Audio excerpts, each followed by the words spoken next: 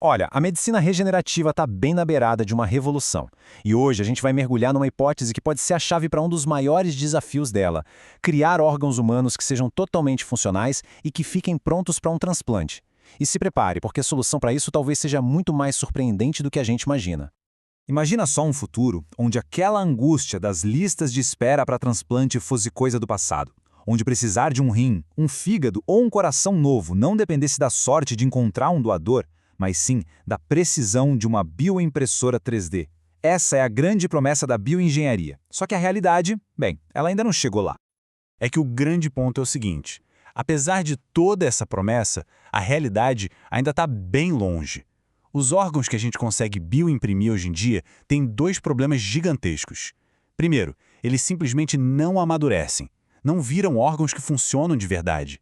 E segundo, mesmo que funcionassem, fora do corpo, eles duram só algumas horas. Então, vamos dar uma olhada nesse primeiro grande desafio. Pensa assim, ó, é como se fosse um problema de hardware. A gente até consegue construir a estrutura, o corpo do órgão, mas está faltando alguma coisa essencial para ele ligar e funcionar. Essa analogia que os próprios pesquisadores usam é simplesmente perfeita. A gente tem a impressora 3D, tem a biotinta com as células e com isso a gente constrói a forma certinha de um órgão. Mas é exatamente como ter um computador super potente, todo montado, sem um sistema operacional. Ele não faz nada, fica ali, parado. Então, o X da questão é esse. São duas falhas que travam tudo. Primeiro, a tal da maturação. As células ficam lá meio perdidas, sem instruções e acabam morrendo. E depois, a preservação. A gente não consegue guardar esses órgãos sem destruir as células, o que torna toda a logística de um transplante praticamente inviável. Mas e se a solução para esses dois problemas já estivesse, de alguma forma, programada no nosso corpo? E se existisse um sistema biológico, um tipo de maestro escondido que soubesse reger tanto o desenvolvimento quanto a sobrevivência das células? A pesquisa aponta que a resposta pode estar num lugar que, olha, pouca gente esperava. A pergunta de $1 milhão é: onde é que a gente acha esse tal software biológico que está faltando? Se os métodos de hoje não funcionam, onde é que ele poderia estar? Parece que a resposta está num sistema que, bem quietinho, regula algumas das funções mais básicas e essenciais do nosso corpo. A gente está falando do sistema endocannabinoide, ou SEC, para encurtar. E a hipótese central que a gente vai explorar aqui é bem ousada, viu? A ideia é que esse sistema pode ser a pecinha que faltava para montar todo esse quebra-cabeça da bioengenharia de órgãos. Para quem não está familiarizado, pensa no SEC como se fosse o sistema operacional do nosso corpo.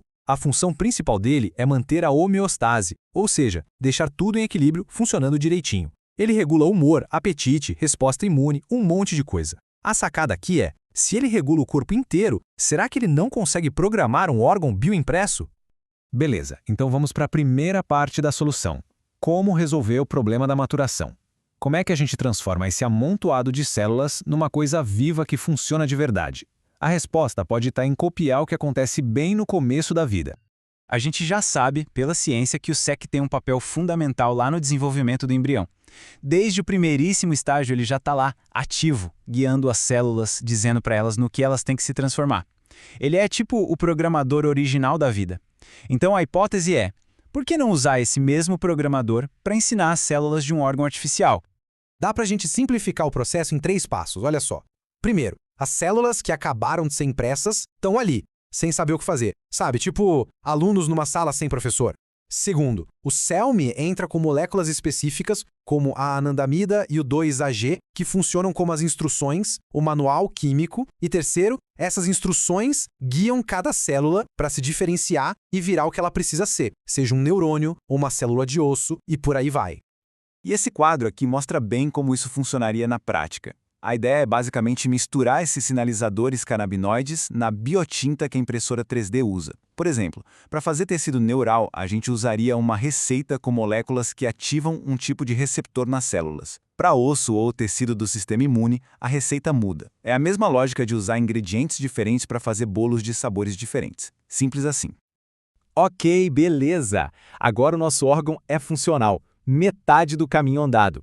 Mas, como a gente faz para ele durar até a hora do transplante? Agora a gente vai para a segunda parte da solução, que talvez seja ainda mais fascinante. Então, só para a gente recapitular o problema aqui, a janela de tempo para um transplante hoje é minúscula. Um órgão começa a se estragar quase que na hora. E congelar, que é a nossa solução padrão para preservar as coisas, aqui não funciona. Acaba destruindo as células porque forma cristais de gelo que rasgam tudo. É aqui que a hipótese vira o jogo completamente. Em vez de tentar lutar contra o tempo usando frio, e se a gente pudesse simplesmente mandar um comando para as células do órgão e dizer, pessoal, pausa aí, colocar ele no modo de hibernação, seguro, que nem uma semente esperando a hora certa para brotar. E olha, isso não é coisa de ficção científica não. É totalmente inspirado em superpoderes que a natureza já tem. Pensa nas sementes que ficam dormentes por séculos, ou nos animais que diminuem o metabolismo quase a zero para hibernar. Ou seja, a natureza já manja tudo dessa arte de pausar a vida. O nome científico para isso é bioestase. Não é que a célula morreu, não, é a vida em modo de espera. O metabolismo praticamente para, o envelhecimento também, e a célula entra no modo de autoproteção máxima, só esperando o sinal para acordar de novo. E adivinha só quem aparece de novo como a chave para isso? Ele mesmo, o sistema endocanábico. A hipótese é que ele pode ser o gatilho químico que induz esse estado de biostase. Dando os sinais certos, a gente poderia instruir as mitocôndrias, que são as usinas de energia das células, a baixarem a produção drasticamente, colocando o órgão inteirinho no modo stand-by. Super seguro. Certo. Então, vamos juntar as duas peças do quebra-cabeça agora. Se essa hipótese estiver certa, o que isso significaria na prática para o futuro da medicina? O cenário dos transplantes ia mudar, assim, da água para o vinho. O contraste é uau, é gigantesco. A gente sairia de um sistema que é uma corrida maluca contra o tempo, onde a sorte conta muito, para um sistema onde teríamos bancos de órgãos estáveis, funcionando perfeitamente, prontinhos para serem usados, fim das listas de espera. Então, resumindo a ópera, a grande virada de chave que está sendo proposta aqui tem duas partes. Primeiro, na hora de fabricar o órgão, usar o SEC como software para ensinar as células. E segundo, na hora de preservar, usar esse mesmo sistema para ligar o modo de hibernação do órgão. E tudo isso deixa a gente com uma reflexão final, né? Talvez a resposta para os nossos maiores desafios na medicina não seja inventar algo do zero, mas sim finalmente decodificar a sabedoria que já existe dentro da gente. Uma sabedoria antiga que permite a gente nascer, crescer e quem sabe até sobreviver ao que antes parecia impossível. O que mais será que está aí, guardado, esperando a gente redescobrir?